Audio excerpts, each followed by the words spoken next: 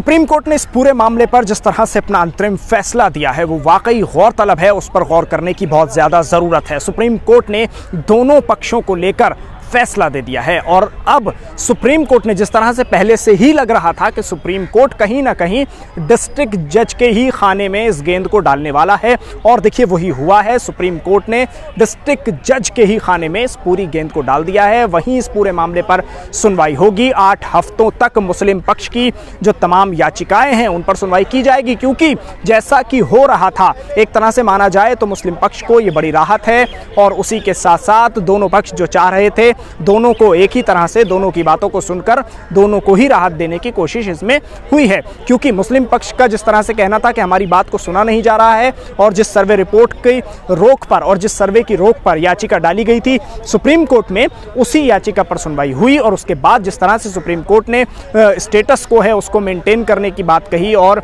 जिस तरह से दोनों आपसी भाईचारा है और सद्भाव है वो ना बिगड़े और जिस तरह से स्थिति है वो बनी रहे, यथा स्थिति को बनाए रखने की भी बात यहाँ कही गई है। और वजूखाने पर जिस तरह से रोक लगाई गई थी, सुप्रीम कोर्ट ने कहा है कि बराबर में जो टैप है उसमें वजू किया जा सकता है। मुस्लिम पक्ष की तमाम याचिकाएं जो निचली अदालत में जाएंगी उन सभी पर सुनवाई होगी और उसी बीच कोई ना कोई रास्ता निकाल लिया जाएगा, वरना उसके बाद यहां सुप्रीम कोर्ट से फिर रास्ता निकलेगा। 8 हफ्ते तक इस पूरे मामले पर सुनवाई होगी, बातचीत होगी।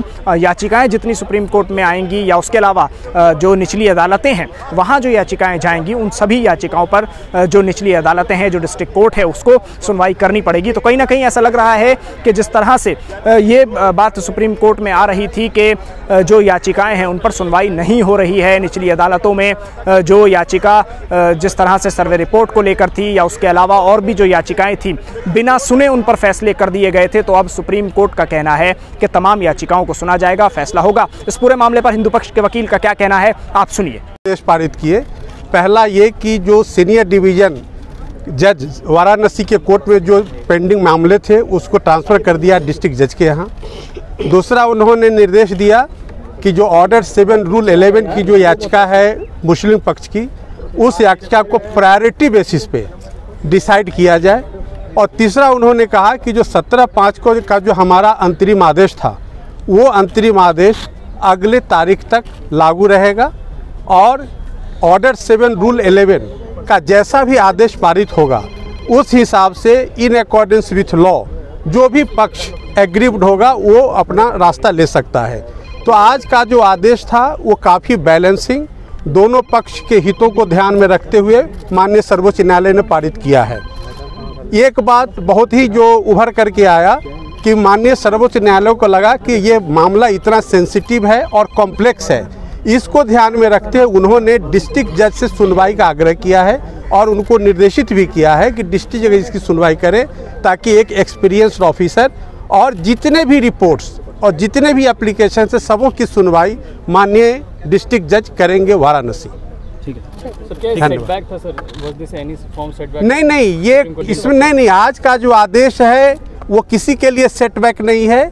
आज का आदेश है, उन्होंने ये कहा है कि जो प्रक्रिया है, क्योंकि आप देखेंगे कि पिछले जो 17/5 का आदेश था, जिस एरिया में मुस्लिम पक्ष वुजू करते थे, जहाँ शिवलिंग मिला, उस एरिया को 17/5 को ही प्रोटेक्ट कर दिया गया था।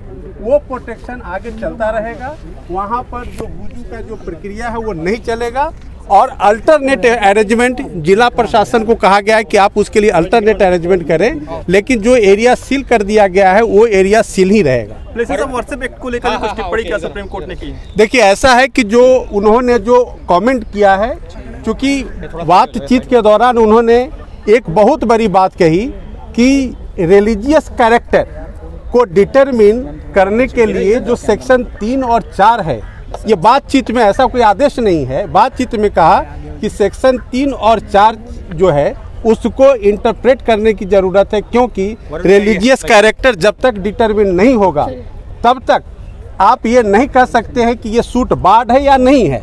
इसीलिए ये एक बड़ा कोनोटेशन है और डिस्ट्रिक्ट न्यायालय जब विचार करेगी तो उन सारे तथ्यों को विचार करना होगा कि सेक्शन 3-4 लागू होता भी है नहीं, अगर रिलीजियस कैरेक्टर है तो वो डिटरमिन कैसे सूट में किया जाएगा। इन सारी बातों को ध्यान में रख करके उन्हें आदेश पारित करना पड़ेगा।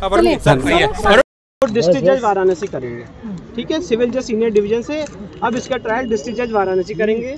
दूसरी बात, जो सुप्रीम कोर्ट का इंटरिम ऑर्डर था 17 मई का, जो एरिया सील किया गया जहाँ पे शिवलिंग पाया गया, वो बरकरार रहेगा। वजू के लिए अरेंजमेंट किया जाएगा। चौथी बात, जो मुस्लिम पक्ष की एप्लीकेशन थी 7/11 की और प्लेसेस ऑफ वर्शिप एक्ट के आर्गुमेंट्स, वो भी डिस्ट्रिक्ट जज साहब देखेंगे। यही आज सुप्रीम कोर्ट का ऑर्डर है। उस एसएलपी को पेंडिंग रख के इसको 2 हफ्ते बाद। विष्णु सर, 2 सवाल। पहली बात तो ऑर्डर 7 रूल 11 क्या होता है? ऑर्डर 7 रूल 11 8 हफ्ते इंटरिम ऑर्डर कंटिन्यू किया गया है। अब जब इंटरिम ऑर्डर कंटिन्यू रहेगा तो कोर्ट ने कहा जो भी ऑर्डर पास होगा, जो हमारा इंटरिम अरेंजमेंट है वो कंटिन्यू रहेगा। मतलब लोअर कोर्ट के जज 8 हफ्ते में अपने को डिसाइड करेंगे? नहीं, ये नहीं। जो सुप्रीम कोर्ट का इंटरिम अरेंजमेंट था वो कंटिन्यू रहेगा एप्लीकेशन डिसाइड होने के बाद। इस दौरान मैं आपको ऑर्डर 7 रूल 11 की बात बता दे रहा हूँ। ऑर्डर 7 रूल 11 का मतलब ये है कि जब कोई सूट फाइल करता है और दूसरा पक्ष ये कहता है। देखिए, इस वक्त सुप्रीम कोर्ट में इस पूरे मामले को, ज्ञानवापी मस्जिद के पूरे मामले को लेकर सुनवाई चल रही है। 3 जजेस की जो बेंच है वो इस पूरे मामले पर सुनवाई कर रही है। जस्टिस चंद्रचूड़, जस्टिस नरसिम्हा, इनकी जो बेंच है वो इस पूरे मामले पर इस वक्त सुनवाई कर रही है। और ख़ास तौर से 1991 का जो एक्ट है, प्लेसेस ऑफ वर्शिप एक्ट, उसको लेकर कहा जा रहा है कि जिस तरह से जिस जगह की जो हैसियत है उसको लेकर इस वक्त सबसे बड़े सवाल उठ रहे हैं। और उन तमाम चीज़ों को लेकर सुप्रीम कोर्ट में लगातार जो मुस्लिम पक्ष है वो अपनी दलीलें रख रहा है, लगातार जो हिंदू पक्ष है वो अपनी दलीलें रख रहा है, जजेस अपनी बात कह रहे हैं। तो इस वक्त हम सुप्रीम कोर्ट के बाहर ही मौजूद हैं, पूरे मामले पर लगातार नज़र बनाए हुए हैं कि इस वक्त सुप्रीम कोर्ट आज क्या फैसला देता है। ऐसा लग रहा है कि कहीं ना कहीं सुप्रीम कोर्ट आज कोई ना कोई अंतरिम फैसला इस पूरे मामले पर ज़रूर देगा। लेकिन वहीं दूसरी तरफ जिस तरह की बातें कही जा रही हैं उनसे ये भी लग रहा है कि कहीं ना कहीं जो निचली अदालतें हैं, जो वाराणसी की अदालतें हैं और जो इस पूरे मामले में अभी तक फैसला करती आ रही हैं, अभी तक सुनवाई करती आ रही हैं। हालांकि इस पूरे मामले पर अभी 2 दिन के लिए रोक लगा दी गई थी कि सुप्रीम कोर्ट ने कहा था कि हम ही इस पूरे मामले पर सुनवाई करेंगे, तब तक के लिए अदालतें इस पूरे मामले को ना सुने। तो ऐसे में अब सुप्रीम कोर्ट इस पूरे मामले में सुनवाई कर रहा है।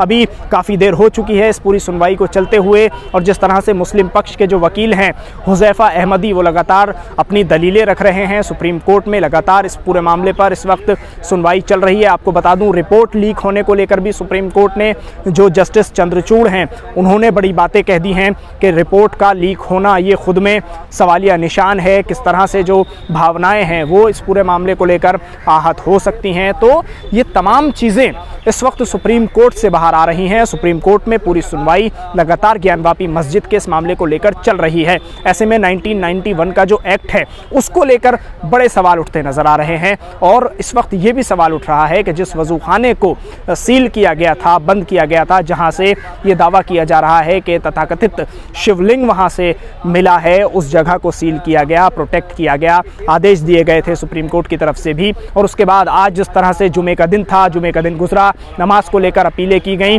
कि कम ही लोग मस्जिद में, ज्ञानवापी मस्जिद में नमाज पढ़ने के लिए आएंगे, क्योंकि वज़ू खाने के लिए भी कहा गया कि वज़ू करने की जगह नहीं है और जो टॉयलेट बाथरूम हैं मस्जिद के अंदर उनको भी बंद कर दिया गया है, क्योंकि पानी की व्यवस्था पर भी वहाँ इस वक्त रोक बताई जा रही है। तो इन तमाम चीज़ों पर भी लगातार सवाल उठ रहे हैं। कह रहे हैं कि क्यों मस्जिद के अंदर जाने की इजाज़त नहीं है, क्यों मस्जिद में कम लोगों की जो है वो परमिशन दी गई, कम लोगों को बुलाया गया। तो ये सभी चीज़ें हैं। अब इसमें जो सुप्रीम कोर्ट इस वक्त कह रहा है, बड़ी सुनवाई इस वक्त कही जा सकती है कि सुप्रीम कोर्ट में ज्ञानवापी मस्जिद मामले को लेकर बड़ी सुनवाई चल रही है। लेकिन अभी तक कोई ऐसी चीज़ निकलकर सामने नहीं आ रही है जिससे ये कहा जा सके कि आज कोई ऐसी चीज़ आपको सुनने को मिल जाए कि जिसमें ये समझ लिया जाए कि सुप्रीम कोर्ट इस पूरे मामले पर क्या करेगा। अब ऐसा लग रहा है कि ये जो याचिकाएं डाली जा रही हैं और स्वीकार भी की जा रही हैं, तो कहीं ना कहीं हमें तो ये लगता है कि अब जो कुतुब मीनार को लेकर याचिका डाली गई है और उसके अलावा